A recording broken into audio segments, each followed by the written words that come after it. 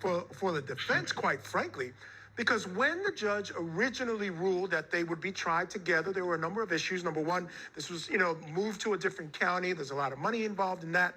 At the time, he wasn't aware of antagonistic defenses, that they were diametrically opposed, like we heard today. Competency wasn't as much of an issue then as well. Now, and back then, it wasn't a death penalty case. And I think that's the number one reason why you separate these two. Your thoughts on how the judge might be looking at this now that things have changed and Chad wants this separated from Lori? Well, I think now the judge has a more developed record. The defense obviously has done a good job with developing that record. Some of these circumstances that are now in front of the judge to consider are only now coming to light, such as the competency issue and/or the way in which Chad intends to run his defense.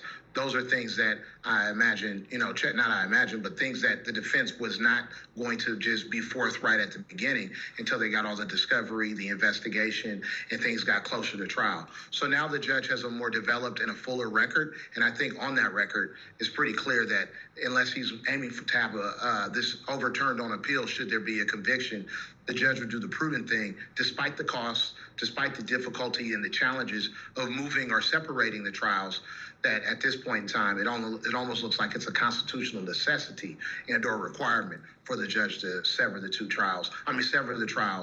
defendants and have two trials as opposed to one. I agree 100%. I mean, he can be concerned about the appeal, but at the end of the day, it's about getting a fair trial for Chad Daybell. I think he's perfectly right in his arguments. And you mentioned it.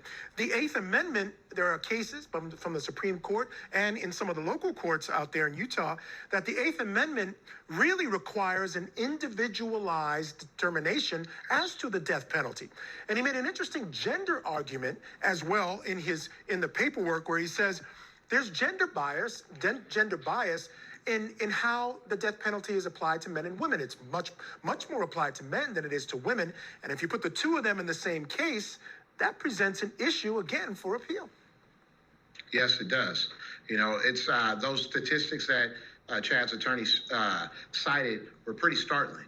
Yeah. Although I think just from intuitive feel, being around courts, being in trials, and understanding how the criminal system works and how juries work, you can appreciate why or how it comes to be that men are much more likely to receive a sentence of death versus women. At the same time, given that that's what's at stake, then the judge has to proceed with that much more caution as it relates to how this trial is going to go forward, which, once again, if you're weighing the scales of justice, I think it's going to weigh on the side of making sure that both of these defendants get separate trials as opposed to a combined trial.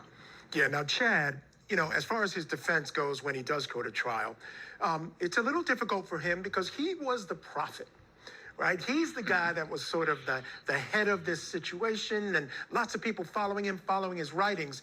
So now he has to sort of fashion a defense. He says he plans to bring in prior bad acts of Lori, his loving wife. He's going to bring in prior bad acts of her brother, Alex. And they have a storied background. I want to play a little sound now from Debbie Cobb.